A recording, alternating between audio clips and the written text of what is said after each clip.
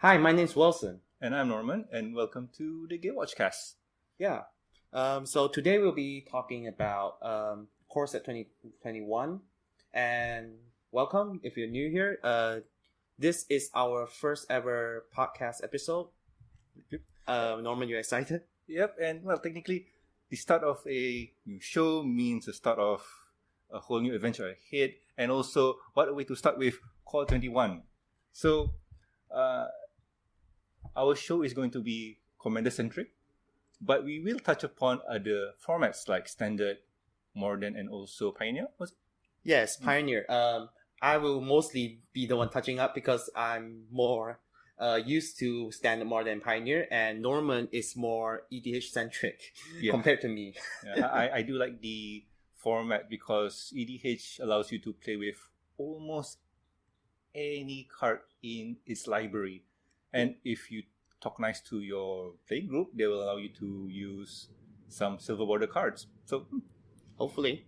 Yep. So anywho, let's start off with the legendaries in the set. There are a few in here that are awesome, and there are a lot that there are people saying that they are worth being commanders. And I think you'd like one of them, right? Oh, yeah, I do. I like Baron, but I also like the Biobox promo. Yep. And that is what? Ren and Seri, inseparable. Yep. It is a 1 and 1 colorless, 1 red, 1 green, and 1 white legendary creature, cat dog, for 4. And it says whenever you cast a dog spell, create a 1/1 green cat creature token. Whenever you cast a cat spell, create a 1/1 white dog creature token.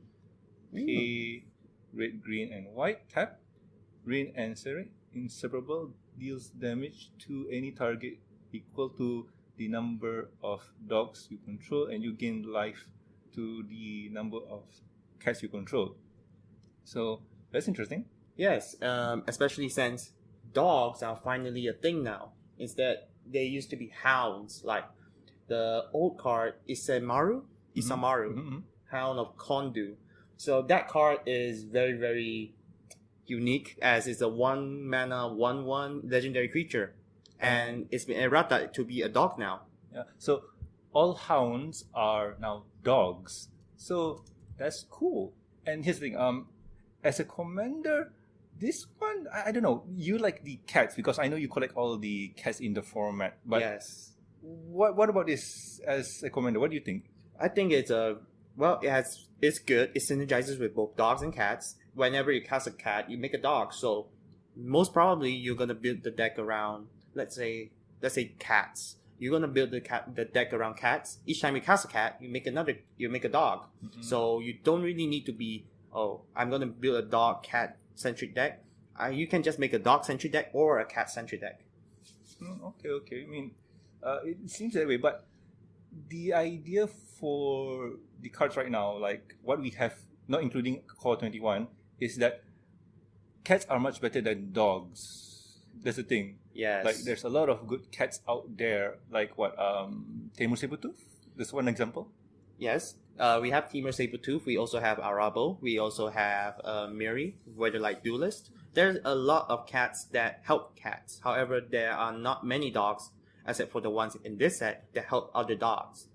I think the most obvious one here is changelings, shapeshifters. Yes. And it is an interesting combo here. If you cast a shapeshifter, it counts as all creatures. So it comes in as a cat and a dog, and you'll get it triggers the it triggers both the effects. Yeah. So if you were to build this one, what's your focus? Well, it'll be, of course, I love cats, but I will, of course, put some new dogs from this set. Like the first one, Pack Leader. Pack Leader is a 1 and a white, 2/2 creature dog, and it says other dogs you control get +1/+1, and whenever Pack Leader attacks, prevent all combat damage that will be dealt this turn to dogs you control. So, essentially, this card makes all the dogs in the deck allow you to attack without fear of combat damage. So wow. So basically, Core 21 is the set that makes you want to build a dog commander deck Yes. and go through without fear of any damage. But without fear of any damage, if I'm not mistaken, there are some enchantments in white. Like Enchantments. enchantments in white. Like if I'm not mistaken, there are some cards that prevent any combat damage. Oh man, I'm forgetting because It mostly are fog effects for green, but if you're talking about white, then it needs to be more there are specific conditions for you to do it. True. But I'm just thinking like, or maybe I'm thinking about non-combat damage. Yes, most probably you're thinking about non-combat damage or maybe protection. I would actually build it around mostly cats because as you know, cats, there are much more varieties in these three colors instead of hounds. If I remember correctly, there are around 59 hounds that are playable in EDH for Rin and Seri. However, only a few of them synergize with each other. Compared to cats, where cats can help one another, and even more cats are printed every set. True. And dogs somehow get the Short end of the stick. Yeah.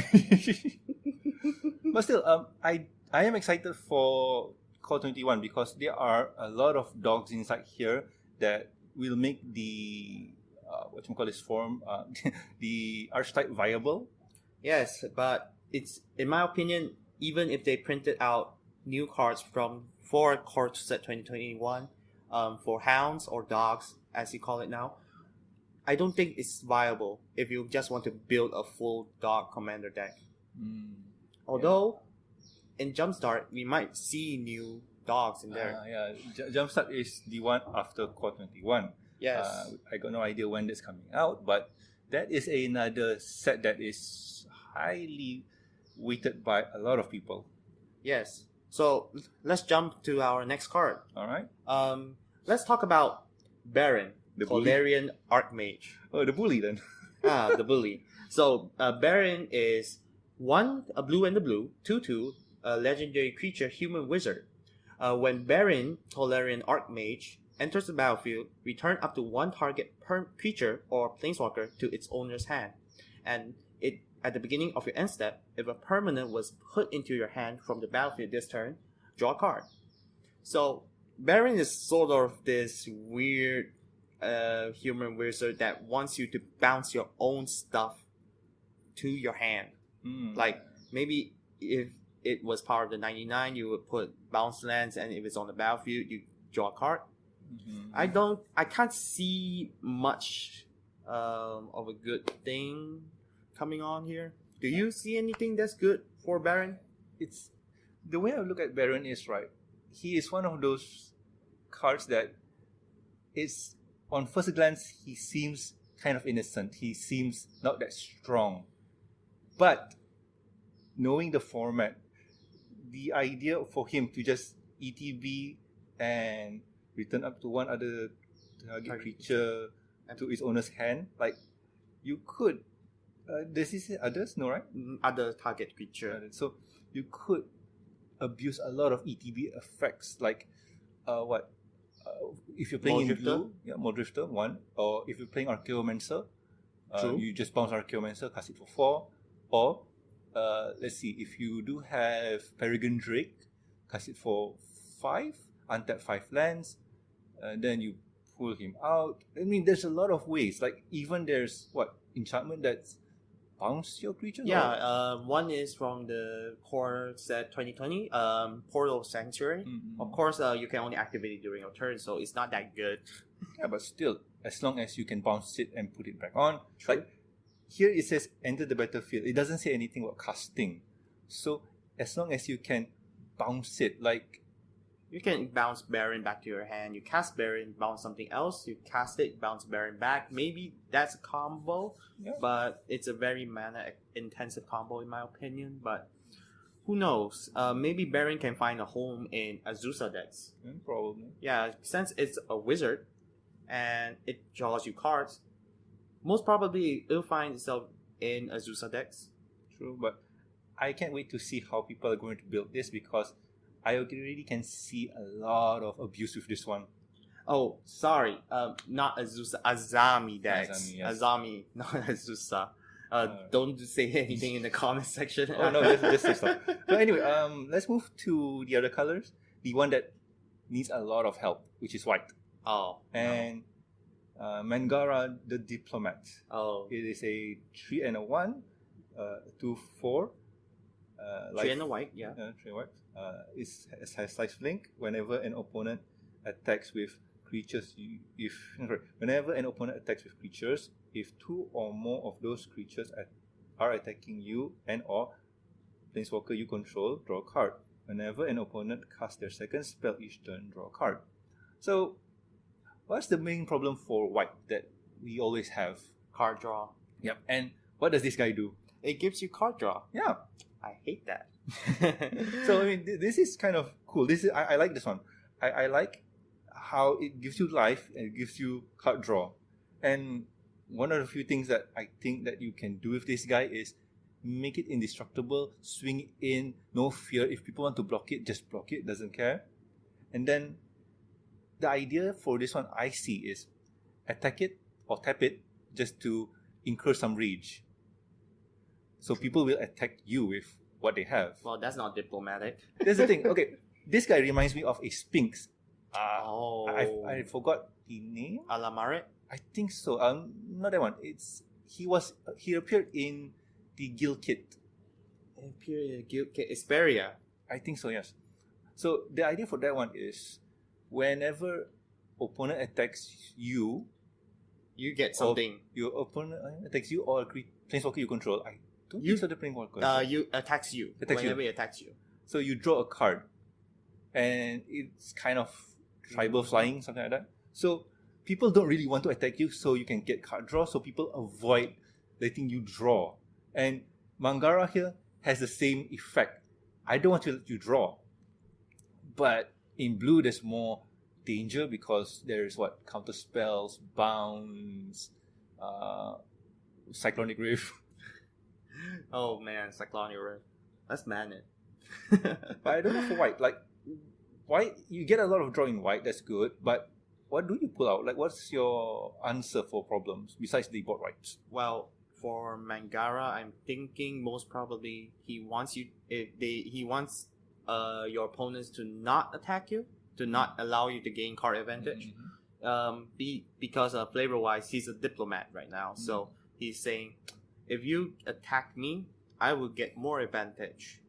It's more of a political thing, and for me, I would play for Mangara. I would usually stall the game, make it a self-prison deck, putting yourself in a box and put yourself in there, not let anybody touch you until you burst out of the prison with Kozilek, Ulamog, or Emrakul's. Well, not Emrakul, he's banned. Maybe the new Emrakul.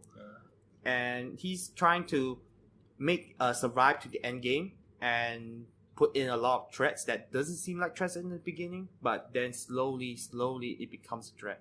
Okay. If it were me, I would play this guy more aggressively.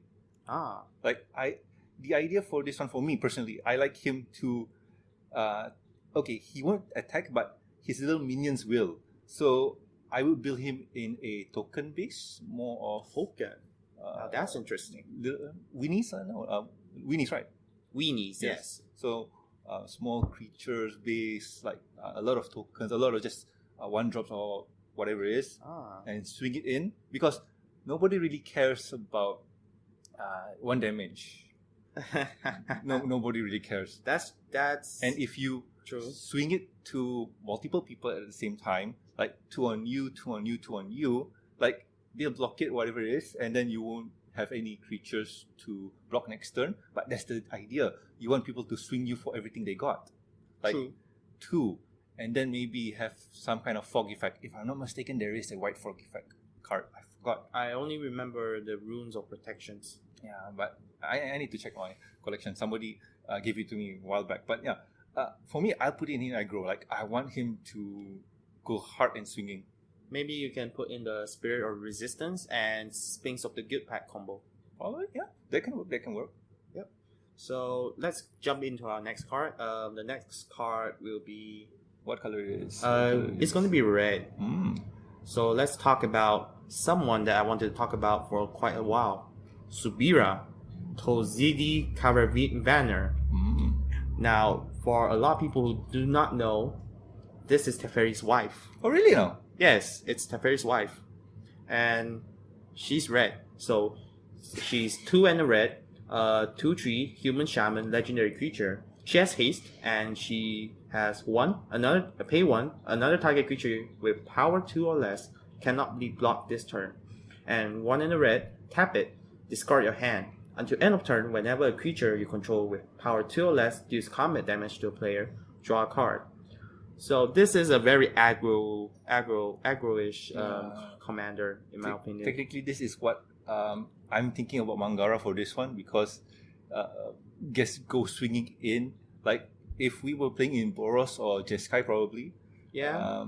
Have my little creatures pay the price and then just swing in and then get the card. Then when they come back to retaliate, I get cards again. Yeah, but in my opinion, this can be its own commander. There's a lot of 1 power, 2 power creatures in commander that allow you to capitalize on Subira. That one of them is like Tin Streak Dodger. Mm-hmm. If you pay 1 red, it cannot be blocked except for creatures with defender. There's also other cards like Ginger Brute. They also pay 1. It cannot be blocked except for creatures with haste.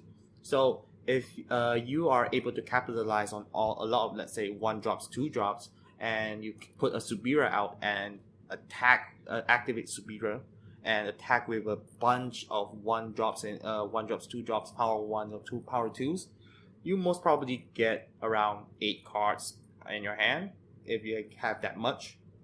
True. I mean, she is crazy powerful. Like I do like the cheap cost at 3 when she is cheap. 2 and red comes in with haste, and then you can pay for the cost if you have extra mana left. Yeah. And then you can get it. You can get cards. It's card advantage. And card advantage in red, there's not much cards that just directly let you draw cards. Like there's cards like Faithless Looting, but those cards like they make you discard cards and you're basically down 1 card. But Subira, she discards your entire hand. Most probably you're not gonna have any more cards in your hand when you cast Subira and attack with her activate her ability. So once you activate it, let's say you have 1 or 2 cards and you attack with a bunch of tokens or 1/1s or 2/2s or something, you're most probably gonna get back your value. True, if you can swing in with multiples. But when I'm looking at her, I don't really think about Tokens? Not really tokens, but I don't really think about her as a commander, but in the 99. Maybe in 99. Yeah, because I'm thinking of one of the Dominaria cards. The what was it again? It's a wizard. No, it's wizard, like the thief, where power 1 or toughness 2 or lower. I forget, like 1 or 2 toughness. Tetsuo? Yes, Tetsuo. But Tetsuo is mono blue, so it's hard. If you put it in a 99, Sure. so it can work. Maybe. Yeah. But the thing is, it's very restricted because it's in red. When you were talking about red, right, I was thinking about Gadrak, the Crown Scourge. Scourge? Gadrak, Gadrak. So it is a 2 and a red, legendary creature dragon for 5 and a 4, flying. Gadrak, the Crown Scourge, can attack unless you control 4 or more artifacts. At the beginning of your end step, create a treasure token for each non-token creature that died this turn. So I was thinking about this one when you were talking about red, but it seems you pick Subira. Yeah. So to me, this guy is pretty not bad. He comes in low with a 3, but he has a 5/4. It doesn't say he cannot block, so he is a good blocker for the start. People will not want to mess with this. But you need to have 4 or more artifacts to swing, and I think getting 4 or more artifact is kind of simple. Yes, for like commander. you can turn one Soul Ring with a, let's say, Darksteel Citadel, maybe, or even the red color artifact land. Yeah. And at turn 2, maybe you play Darksteel Citadel, then you bring Gadget in. Maybe turn 3, you're gonna be like playing a Wayfarer Bauble or something. Yeah, true, and true. you can already attack because at the end step of your last turn, you're gonna make a treasure. Yeah, I mean, with this one, it does say create a treasure token for each non-creature that died this turn. So this is a bit harder. Not really, because on turn 1, you put in the artifact Land, maybe. the mountain. Yeah. Then you tap it to put out a soul ring. Yeah. Then And you then- already have 2 artifacts. Yeah. Turn 3, you maybe put down Darksteel Citadel. Yeah, and then you tap it. You could call him out, or you could call out a Burnished Heart. Maybe. Then on the next turn, you pull him out. You sack your Burnished Heart to create treasures. Maybe. And you get lands. Uh-huh.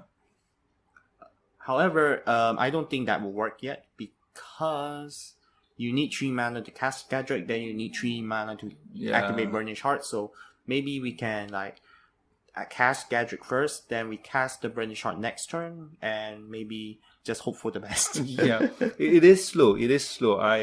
Upon looking at it right now, it is slow, and I don't know. I mean, I feel he's strong. Like, I would like to build him. Like, in the 2014 Monoric Commander, he feels like a good addition, or he could be the commander for that one instead of what was it, Diriti? Yes, maybe. But I still think Diriti is much stronger than him. Well, of course, the already's been in the format for so long. Yep. Okay, so should we jump down to green? Yeah. By the way, we haven't talked about black yet, but we can talk about him last. Yeah, we haven't even talked about blue yet. So We did. Oh, but we only have one commander in there, right? Mm-hmm. Yeah, I think so. Well, we're not going to talk about Teferi yet. Teferi and all the Planeswalkers are going to be for last. Yep. So, next up, we have green, which is the first one. Well, of course, Azusa, but we're going to skip that. So, we're going to talk about your whale, Monvuli Recluse. I don't even know how to spell talk about this. So, it's a 1 in the green, 1/2 legendary human druid. Whenever you draw your second card each turn, create a 2/2 green cat creature token. And for 2 green, until end of turn, creatures you control have the base power of and toughness XX, where X is the number of cards in your hand. Oh. Now this is very interesting. Well, first off, it makes cat tokens, so I like it. Yeah. But it says you need to draw your second card each turn. That's In green, it's not that hard. Like, honestly, in green, it's not that hard. yeah, but it's not cheap. Yeah, like, of course, maybe you can put in a Keeper of Fables whenever you attack with a non-human creature token, a non-human creature. You get to draw a card for it. So maybe each time you attack with it, you get to draw a card. But the thing is, there's not much card draw in Green, yeah. green. Yeah. But this is pretty good. Like, I can see, like, oh no, here's the thing. You can play, what was that card from Ravnica? Which one? It's a 3 and a green. Whenever you cast a creature, draw a card. 3 and a green. Oh, Guardian Project. Yep, Yeah, Guardian maybe Project. Guardian Project. Because all you need to do is it's not even cast. It's ETB. Enter the battlefield. So when you enter the battlefield, you make a creature, a cat token, and yeah, it's good. But I like the second ability better. Until end of turn, creatures you control get X, become XX, where X is the number of cards in your hand. But that is expensive. For 6 cost, that is expensive. Yeah, but it's a finisher. Imagine that. I still think the Infect one is much better. What was it again called? Triumph of the Horse. Yeah, Triumph of the Horde. That one is much better in terms of finisher. But this one's still good.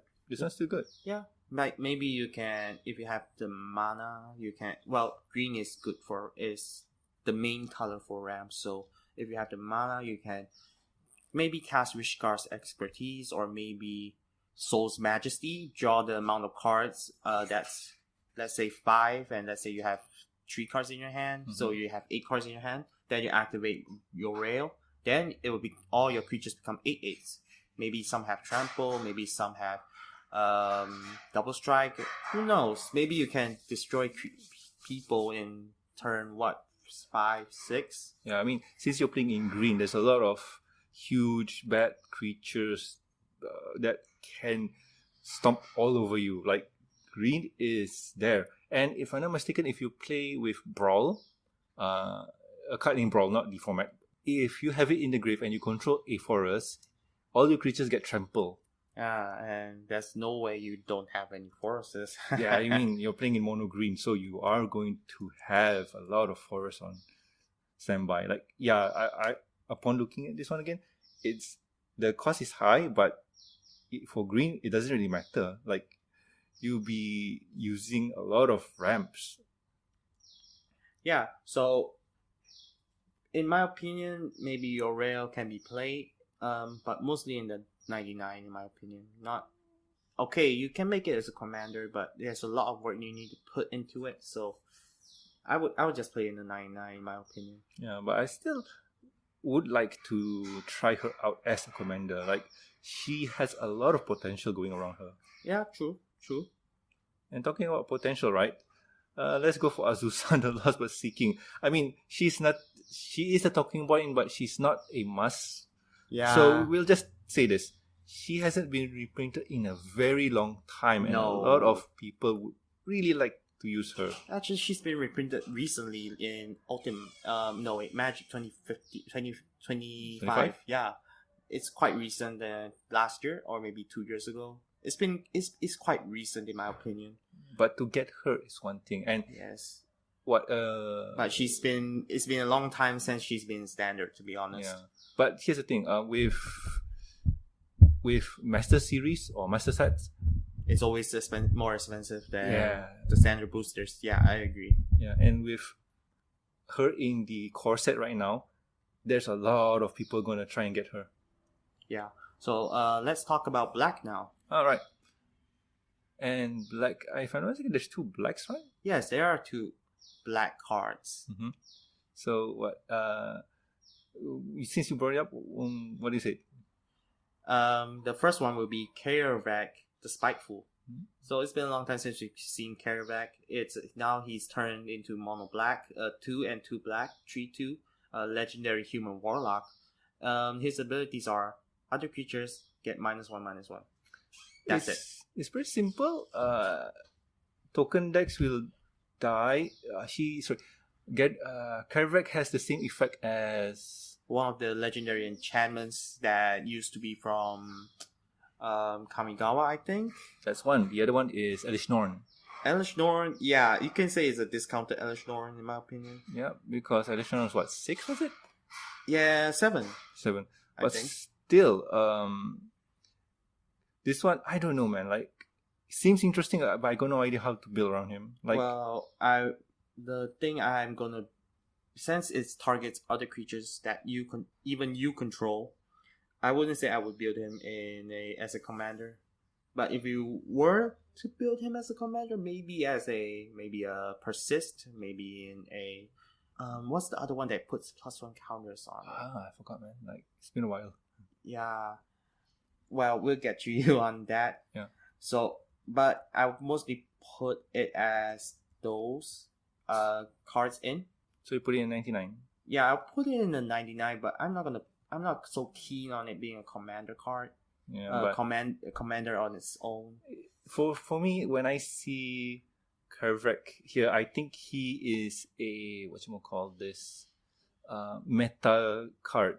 It based on what your meta's playing, because if your meta is playing a lot of token creatures, Luinis, this will be perfect for that format or for your play group. Yeah, so I'm thinking of the 99 instead. So because it's not every day you're gonna use this card. Yeah, because I think also he would be perfect in the 99. He is a board wipe on a stick? It can be a board wipe damage reducer, maybe. Yeah. But for me, when I think of him, I think of Danger Girl, was it?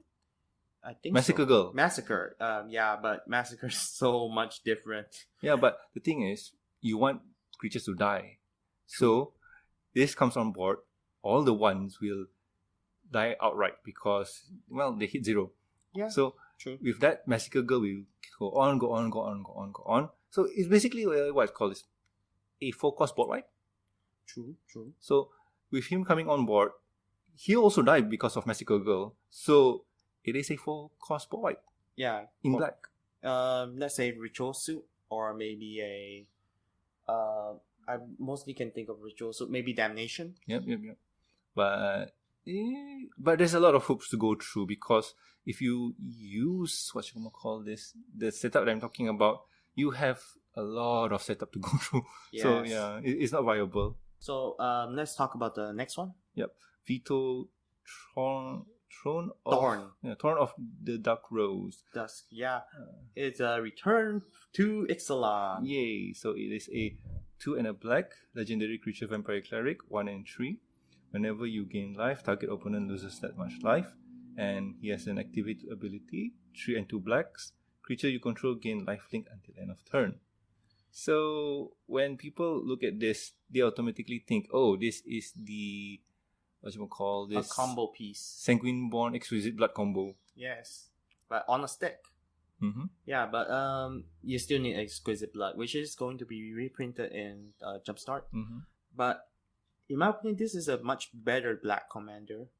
Of True. course, it can be part of the 99 in a lot of vampire decks, but Veto doesn't exclusively give you it doesn't exclusively be a vampire. It can be a vampire deck.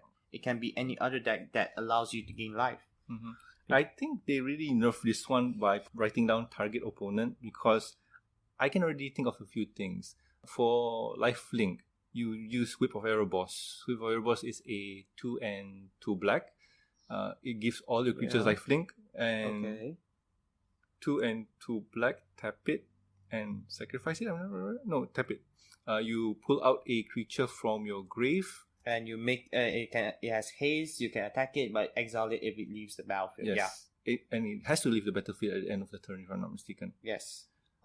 It's still okay in my opinion. Yeah. So, but here's the thing: if you have all your creatures swinging in with lifelink, the part where target opponent loses that much life, it's not that great. But I do wish that it has like all opponents, but then it will be a mythic, and still. Yeah, it's good enough. However, a lot of cards can throw it, like you said. The first one will be the Leyline of Sanctity. Because it says target opponent. Like, let's say if all 3 of your opponents like magically have Leyline of Sanctity on the board, you can target anyone at all. Maybe someone has the cat that gives you hexproof. I forgot its name, although I'm the cat guy. But it's still strong. So some people still play that in the white decks. So I would say Veto, it's playable. Yeah. You just need a good enchantment removal, good creature removal, good creatures as well. Yeah, true. I mean, it's black, so basically you can make around you could go black vampire tribal, or maybe black weenies, making a lot of tokens and swinging with it. I mean, all you need to do is just swing. It doesn't really matter if it hits. Yeah, and if you have a lot of creatures, you attack with it, you can gain life equal to it, and it triggers each time you gain life, meaning each time a creature attacks, you gain how many life from that. And you know what? Now that I think about it, he's good. Like, the effect for target opponent loses that much life is fair, because here's the thing. When I swing, let's just say I have 3 1/1 vampires. Yeah. I swing it to all of my opponent, 3 of them. Yeah. And then I gain 3 life. And to be fair, everybody gets 1. True. Or let's just say that if I wanted to kill somebody off, but he has this thing where, I cannot swing him because maybe he has pillow fort, like propaganda, right? Yeah, propaganda. Ghostly prison and all that stuff. So if he has those kind of things and I don't have enough mana to swing through, I could just swing to Wilson here, for example. I'll say, Wilson, I want to swing at you. Please block so I can kill him. Maybe. So his creature, Wilson creature doesn't die. My creature doesn't die, I hope. And then with the lifelink I gain, I could swing the damage to the person I want to kill off. True. So yeah, Vito is not bad. Like, he has a lot of potential in terms of politicking. Yeah. So Vito, I would say let's give it a rank. Maybe from 5 stars, I would give it 3 star. Yeah, 3 stars fine. Like, he's not that strong, but he has a lot of potential. True. It has a lot of potential. Maybe in the future it has a main key role in any deck. Mm-hmm. So let's talk about multicolored creatures now. Yep, go ahead. By the way, I need to point out something out. Yeah. Most of the monocolor commanders that we talk about, their CMCs are 4 and lower. So that is pretty interesting as a commander. Like, you can put it out early on. Yes, even the multicolored are also 4 and below. Yeah, true that. So let's talk about the next one. Let's talk about Teferi and Teferi's daughter, Nyambi, Esteemed Speaker. It's a 2/1 for a white and a blue, a legendary human cleric. She has flash, and when this creature enters the battlefield, you may return another creature, target creature you control, to its owner's hand. If you do, you gain life equal to that creature's CMC. And it has activated the ability of 1 a white and a blue. Tap it, discard a legendary card, draw 2 cards. So yeah, judging from this, it's a very good commander in my opinion because it has flash. First off, although it's a 2/1, it automatically is a removal spell since it says it's a bounces target creature, and it's also a life gain spell. I'm trying to read here again because she has a lot of words. So yeah. Enter the battlefield, bounce creature to its owner's hand. Doesn't say whose creatures. Yeah, you can bounce yours. Yeah. And she is in Azorius colors, so there's a lot of stuff you can bounce. Yeah. True. And I'm looking at her, right? Like, she has the life gain part down, and she has the draw card. Yeah. But technically, you don't really want to use the draw card because what is asked from you is to discard a legendary card. So legendaries, if you're not building a deck focus around it, it's going to be a bit difficult. Like, you really want to get a lot of legendary cards in your hand. The only idea or the only deck that I can relate to this one was Sisei, Weatherlight Captain. Sisei. Yeah, she is a legendary matters deck where she wants to have a lot of legendaries inside the deck. Yes, but if let's say you are playing Nyambi as your commander, I would say she would be a very controlling commander because even there's a lot of legendary cards in the format. You can put in any legendary cards. Like, let's say in blue and white, let's say you have Search for Scanter in hand, you can discard that. Or maybe you have a legendary land in hand like Mikoro or something like that, and you may discard it. Or maybe even like Tolarian Academy if your playgroup allows it, and you discard that card and you draw 2 cards. Like, imagine that, discarding a Tolarian Academy to draw 2 cards. Pay 3 and draw 2 cards. It's not bad. Like, rummaging for 2 cards, not bad. Like, all you need to do is discard a legendary. Yeah, and there are a lot of legendaries in the format. You're not gonna play like only Nyambi as your legendary card in your deck, right? Yeah. You're gonna put in like a ton of them in there. Even your lands are going to be legendary. Most of them. But like I said, like for Nyambi here, you really want to build around her because the 99, most of the cards are going to be, well, I say legendaries are just going to be 5% out of the 100% of cards because legendaries, if you're not really thinking about it that much, you won't really put them. Yeah, that's true. So let's talk about the next card. It's in the Gruul colors. Norman? So we have Radha, Heart of Keld. So she is a 1/1 colors, red and green, legendary creature Elphoria for 3/3. As long as it's your turn, Radha Heart of Kelt has first strike. You may look at the top card of your library. Anytime you may play lands from strike.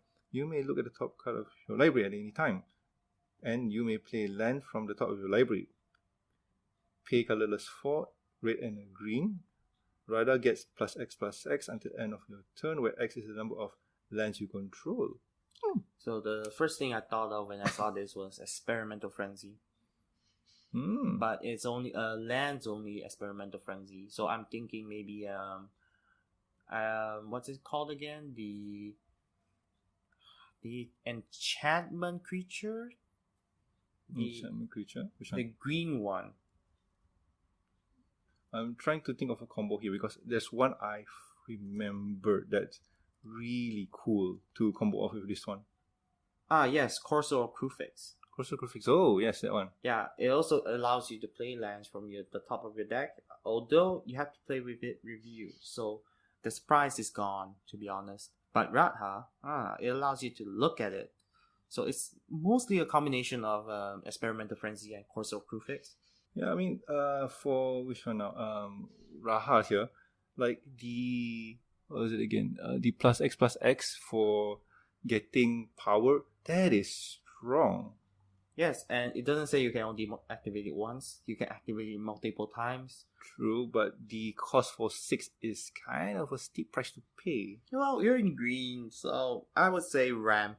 Like maybe Zendikar Resurgent. True. Yeah. Ramping is, if you play Zendikar Resurgence with this one, you're going to dominate. Yeah, although you have to give it trample. True, but like I mentioned before, you're playing in green and red, so there are ways to give it trample. True. I'm thinking of a card because what it says is you may look at the top of your library. Yeah, you may play it. So you're thinking of Sensei? No, because I'm thinking about Fauna Shaman, but Fauna Shaman doesn't really work well with Rehat here. Rehat, what's his name? Radha, yeah. Because Fauna Shaman is tap a green and what was it again? It's just tap a green and discard a creature card, and you may look for a green creature card and put it into your hand. Yeah. So basically, it doesn't really mix well. I'm thinking about the other one. It's another elf. It's green, where green creatures you cast have flash. You're thinking of Eva, Nature's Herald. Yeah, I'm thinking about her because she gives all of your creatures flash. And green creatures. Yes, green creatures. And that's odd. She's not here. So what was it again? What did she say? Eva, Nature's Herald. Flash, you may cast green creature spells as though they had flash. It's a good legendary elf shaman. It's also an elf, so Radha, if you're gonna build an elf deck with Radha. But Radha is very strong. She has a very good pose. She for 3/3 on 3. She comes in early and allows you to play an additional. No, it doesn't play additional, right? No, you just play the land, but you can put in cards that let you play additional, like Remnant Excavator, Dry Up the Elysian Grove, maybe Azusa. There's a lot of cards in green that allow you to play additional lands. Maybe you can even play the Sakura Tribe Scout. You can put in the cards in from your hand. There's a lot of green cards that you can allow you to put additional lands. True, and I'm looking here. One of the text says you may look at the top card of your library at any time. So that's one of her strong points, I think, because it allows you to peek at what's going to happen before you decide on what. Because a lot of if you're playing in red, so you have the option to use cards like what was it again? Like those impulsive draws where you exile it and then you cast it later on. Yeah, true. But the thing I don't like is you can only play lands. Yeah, that's the part where I was thinking, could you abuse it with Fauna? Was it Eva. Eva, like could you really abuse it with her? No, I would say no. Nah, because it doesn't reveal the top deck of your library. So, like if it was something similar to Future Sight. Future Sight, yes. Because if it's something similar to Future Sight where you can cast a top card from your library, then that'll be something else. Yeah, but it has to have a restriction. So yeah, this restriction is fair in my opinion. Yeah. Maybe someone will break it someday, and we can all see it. But I would say it's still a decent commander. Yeah, true. I mean, people will make something out of her. Like, she has the potential to go big. Yeah. So let's talk about an artifact. There's a very strong artifact in the new set, and it's called Chromatic Orrery. Yep. It's a 7-mana legendary artifact, and you may spend mana as though it were any mana of any color. And it has add 5 colorless mana, but it doesn't matter. Since you have Chromatic Orrery, you're gonna make it into any mana you want. Oh, yeah. And you may tap 5, tap this card, draw a card for each color among permanents you control. So how does that work again? So let's say you have a card, let's say the Earth Dragon. Maybe you have an Earth Dragon, you tap 5 and you draw 5 cards because you have a permanent which has all 5 colors. So basically you don't really need to have 5 creatures with different colors. So yes, like the Earth Dragon would consider it as 5 then. Yes. All or right. maybe the Sphinx of the Guild pack, which is a colorless card. Yeah, but it has all 5 colors. Yes. So since it doesn't have the mana symbols, it can be included in every deck, and Chromatic Orrery will draw you 5 cards, even if you do not have the card in there. Or maybe you can play Planar White Celebration, which allows you to make tokens that are every color. Alright. And the second part is you may spend mana as though it were any mana of any color. So like when I look at that one already, I'm thinking like, okay, this is going to be really good in Golos or Kenrith. yes, yeah, it's very ridiculous, especially in Golos, because you can cast this card for free. Yeah, but If you I'm hit looking it. at the CMC here. It's 7. That's expensive. Yeah, but in EDH, you know that expensive cards are usually not that big of a problem, unless you draw in your first turn and you don't have any ramp. Yeah. I would usually play this in a 5-color deck, maybe a Fist of Suns deck. You can cast it for 5 mana for this. Although I would play in a Sahili Gifted deck and have a lot of cards that allow Sahili to discount Chromatic Orrery. So maybe I can turn, let's say I'm lucky, I turn 1 Soul Ring, turn 2 maybe I can get out Sahili, maybe I can turn 3 Chromatic Orrery if I have the right cards in my hand. So although it's very hard, it's easy in some decks in my opinion. Yeah, and honestly, even though it's 7 CMCs, right, it does give you a rebate of 5 multicolored mana later on. So it is worth it, I think. Yeah, it is kind of worth it, and it immediately lets you have the mana. Yeah, and I'm thinking about this, right? You put Chromatic Orrery in a Jodah deck or a Golos, but mostly what I'm thinking about Jodah. Yeah, if Because- you cast it with Jodah's 5 mana, then you activate this to make you're essentially casting a free spell. So I think this is broken in a lot of ways. People can break it like with Voltaic Key, I forgot. Voltaic Key, I think. Voltaic Key. And a lot of cards that allow you to untap this. There's especially one card that allows you to untap artifacts without any mana cost, and you can make infinite mana with it. Isn't there a combo? Isoconceptor with Chromatic Reversal? Not that one. Of course that's a combo, but why would you, if you already have that, why would you use it with Chromatic Orrery?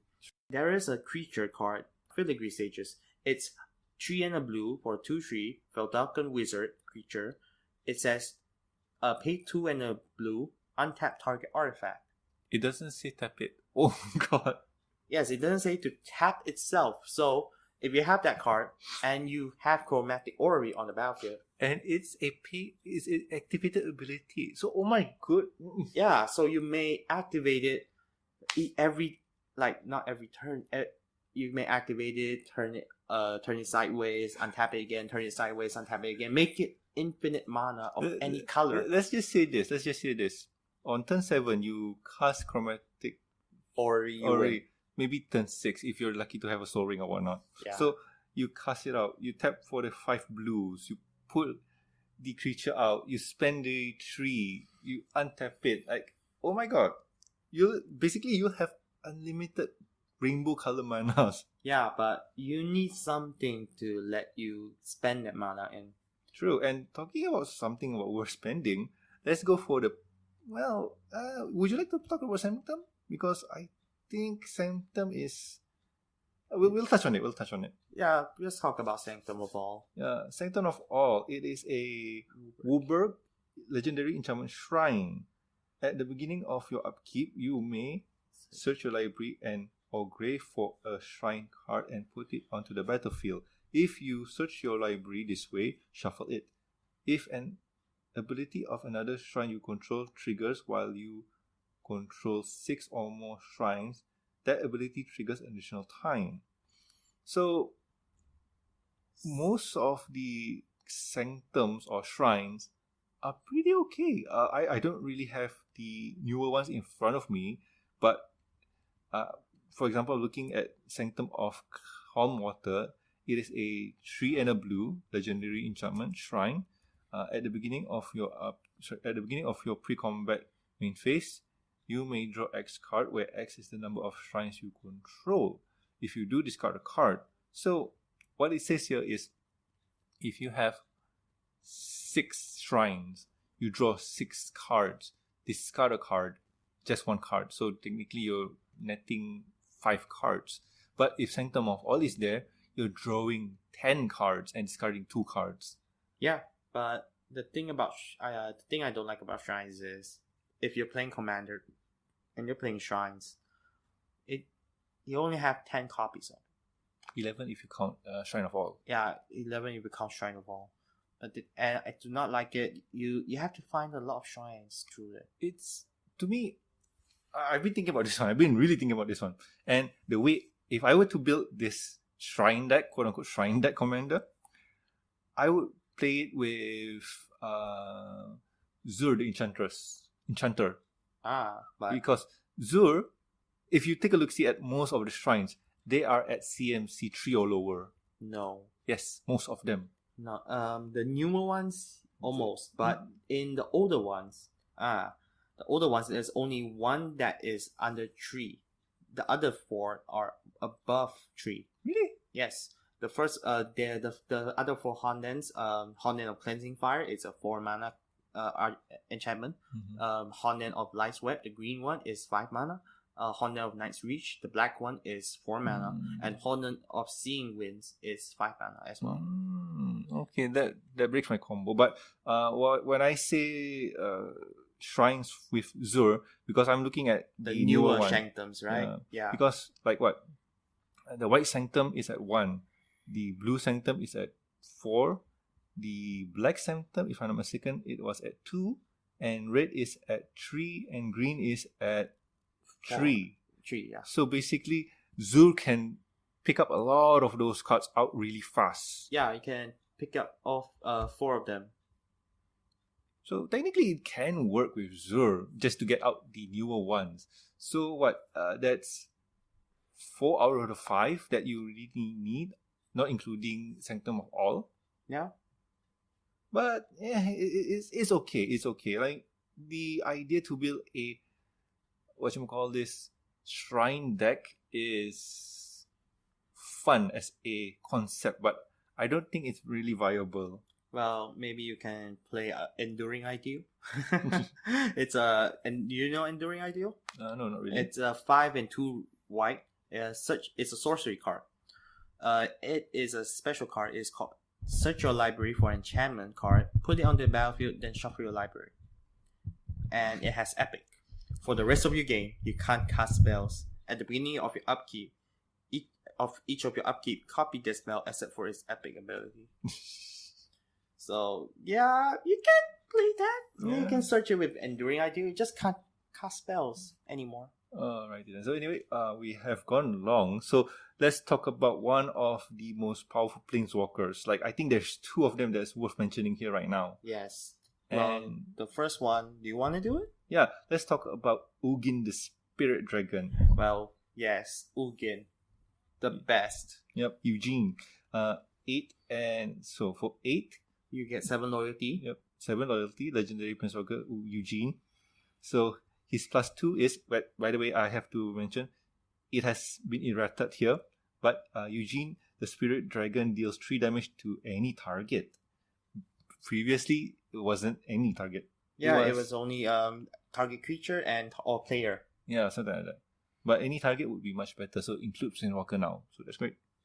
Well, it always included Planeswalkers, to be honest. Oh yeah, because of the way that the previous thing where you redirect damage was. Yes, you just you point it at the player, but you redirect the damage to the Planeswalker. Which was confusing. So now it's like any target. That's much more easy. Yeah. So anyway, there's -X. The -X is exile each permanent with converted mana cost X or less. This one. That's one or more colors. There's one or more colors. So basically, your multicolor cards are gone. Yep. Yep. Goodbye. Yep. Not even multicolor. Your one color, your monocolor is even gone. Oh yeah, that is true. So yeah. Okay, and the -10 is you gain 7 life, draw 7 cards, then put up to 7 permanent card from your hand to the battle. That's big. That's huge. Yep. That's huge. Yeah, but most people don't really get to the ultimate and commander because like, oh damn, he has an Ugin, most people will say, and then they will try to remove it, like usually with, I don't know, with a lot of creatures with removal. Yeah, true. But wow, if you could get this guy out early, right, you could dominate real strong. Yeah, but usually I won't let it resolve. Yeah. I play blue. I don't let it resolve. I'm a dirty blue player. And talking about Dirty Blue, right? You want to talk about the Planeswalker? Yes, this is my favorite. We will be talking about the most powerful Planeswalker within the set. Next to I don't really think within the set. I think this guy breaks the Planeswalker game because he is stupid strong. This is not even including the previous one. Jace? The Mind Sculptor? Yeah, the Mind Sculpt. Like, he's strong, but this guy's stronger. Yeah, of course. So this is Teferi, Master of Time. So it's a 2 and 2 blue, 3 loyalty legendary Teferi Planeswalker. It has a static ability of you may activate loyalty abilities of Teferi Master of Time on any player's turn. Anytime you could cast an instant. And it has a +1, draw a card, then discard a card. And it has a -3, target creature you don't control phases out. And it has a -10, take 2 extra turns after this one. So I don't think the ultimate is that good. No, the ultimate is just there to rub salt in your wounds. Because here's the thing. On your turn, you pick him up. So you draw a card, discard a card. On the next player turn, you activate the ability, you loot again on the next one and next one. So by one rotation, you already have 4 loyalties on this guy. Yep. So it's what? 4, 5, 6, 7. It's already on 7. And if you have the enchantment, the legendary enchantment of Teferi, you do it twice. Yes. So I would say that Teferi is very strong, even in EDH. But the thing is, Planeswalkers in EDH are very, very, very brittle. But here's the thing.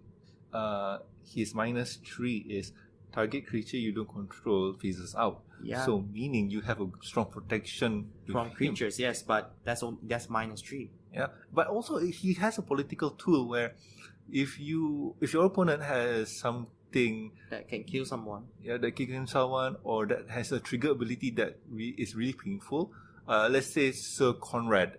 Yeah. Sir Conrad, like his thing is going to go off.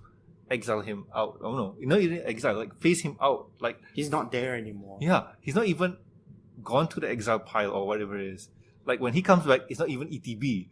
It's like, oh no. It's like, oh no, I can't do this. Most people will be like, but Teferi is strong, but it has a very low loyalty. In my opinion.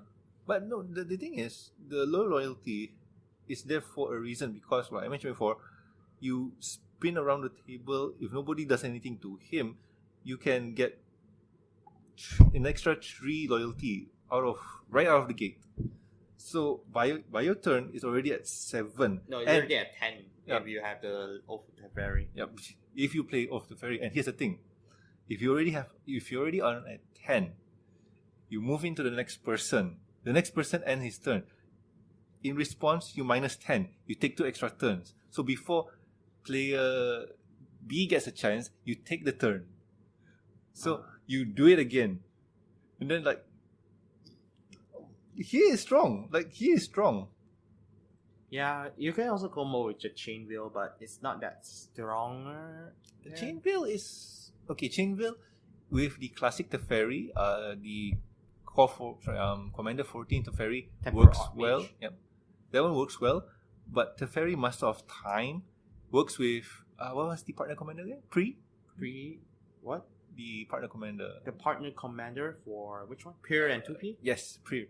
Because when you put a counter, he gets another extra one. Oh, yes, Pure. Yeah, So Pure does do that. So technically, it is another Oath of Teferi. True. But I wouldn't say it's commander playable in my honest opinion. It can be played, but it's going to be removed very quickly because there's a lot of players who have Planeswalker, target non-land permanent removal in their decks. Even a bounce spell would suffice to disrupt Teferi. True. I mean, but the thing is, like, even if they bounce it up to your hand, right, the person can still cast it again. The casting cost is not that expensive. It's a 4. Yeah, true. Although it's a 4, I would say it's not. It doesn't like it has flash. So I would say it's maybe a 4. Yeah, but you're playing in blue, so Leyline of Anticipation is there. So And you can Veldalken Ori is in the format, so even if you don't really say Veldalken Ori, because Veldalken Ori is what, $30 card right now. So no. Like Leyline of Anticipation right now is in the previous core set, was it? yeah, it was printed in a previous core set, yes. So you can get that one for much cheaper. You play it in blue since you're using Teferi. Let's just say if you are, let's just say you're doing the Teferi deck, like you use Teferi Mage of Temporal Archmage. Oh no. Mage of Zam. Oh, Was it Zafir. Zafir? So you have a full Teferi deck. Like, oh god. No, you need something Azorius. Maybe his daughter, and then you put all of all the Teferis that existed in there. Yeah. Even the naughty student. But anyway, we have been going on for so long now. I hope you guys enjoy the show. So let's move on to the next step. I would like to call it the sideboard because we're still developing, but I still bought this one, and it's called the sideboard. So what the sideboard does is we share about our days or whatever we did or whatever it is, like just casually. So I'm going to go first. What I'm excited for, what I've been looking forward to is the core set. When we're recording this, it hasn't really launched yet, so the booster box in front of me is really tempting. Yes, I would like to force it open Yup. right now. Maybe we can. Who knows? Yeah. But the thing is, Core 21 here is a really exciting set. It's not going to be the most powerful set there is, Like maybe Throne of Eldraine recently. or Go. yeah, true. But I have a strong feeling that Teferi might be banned. Like I have a strong feeling. I don't have a maybe in standard maybe, but I don't think so. There's a lot of removal for Teferi in standard right now. True. But we'll see. True. But here's the thing. I'm really excited for the upcoming Commander games that we might have because there's a lot of commanders here. Like there is a lot of cards that are worth looking at, and Yeah, Grim Tutor. Grim Tutor, or what's the red one? The red one, Fiery Emancipation. Yeah, that one's gonna be fun. Yeah, triple damage. Yep. And I would like this continuity. Like you directly pay 2 mana to end your opponent's turn. Even in Commander, let's not talk about standard. Let's talk about Commander. Like, oh my god, like your opponent's going off and like I cast discontinuity, end your turn, and you don't even get anything bad from it. Like there was one in Amon Cat that you had to do something. Like if you end your opponent's turn, you lose at your end step. Oh. Like, oh my god, that's bad. But this continuity, although it's 6 mana, it has a discount if you as long as it's your turn. But technically, this also works well with people who go off with extra turns. True. Because if I'm right, if somebody casts Nexus a of card if somebody casts a card with an extra turn ability, if you do this one, does it cancel it out? It does, because okay, let's say they cast it on the stack. You cast this continuity onto it, and it says clears the stack. It clears the stack. It exiles all spells and abilities from the stack, even including this card. Although you can copy it with Narcissus Reversal. Yeah. Oh wow, that would be great. Well, even if you had Narcissus Reversal, you would have just reversed the opponent's extra turn spell. Yeah, but true. But here's the thing. It would be much more better and great if it had split second. Yes, split second. The card, the mechanic that we all hate and love. Yeah, like ending the turn, split second, don't do anything. Yeah, that's much better. Like no counter for you. Yeah. Well, there's also another card that I like. Conspicuous Snoop, the Goblin. That guy. That guy is very good in either Kiki Jiki decks or in what do you call that again? I forgot. There was, or maybe Cranko decks. Yes. But it's a very funny card. Yep. So anyway, let's end this. What's your extra? What's your sideboard?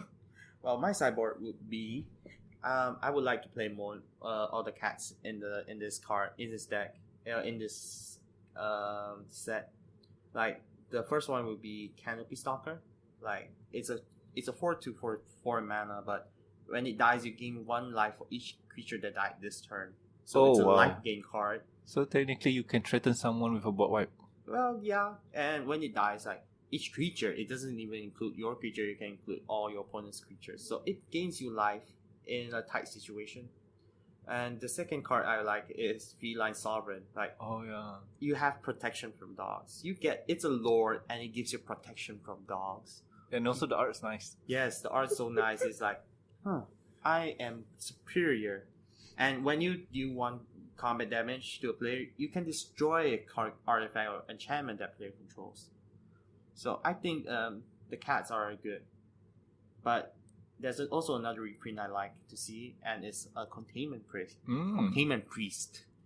You guys know what Containment Priest is, but I'm gonna just say it. It's a 1 in a white 2/2. It has splash. If a non-token creature will enter the battlefield and it wasn't cast, exile it. Oh. So usually, let's say tokens or maybe even Unearth. There's a lot of cards that Containment Priest can exile, and it's gonna be a hate card. A lot of people gonna hate it. Yep. So anyway, this is episode 1 of the Gatewatch. So we'll catch you guys probably next week again with another topic or commanders and whatnot. Yes. So stay tuned and be sure to subscribe and hit the notification buttons. Remember to like and share to your friends, and it really does support the show if you do all that. True. If you have any more questions, you may leave it in the comments. We will be looking through it every day. So please try to say nice things. Be nice. In a world of strife, we are trying to make good content. Yes, that is true. Anyway, see ya. Yep.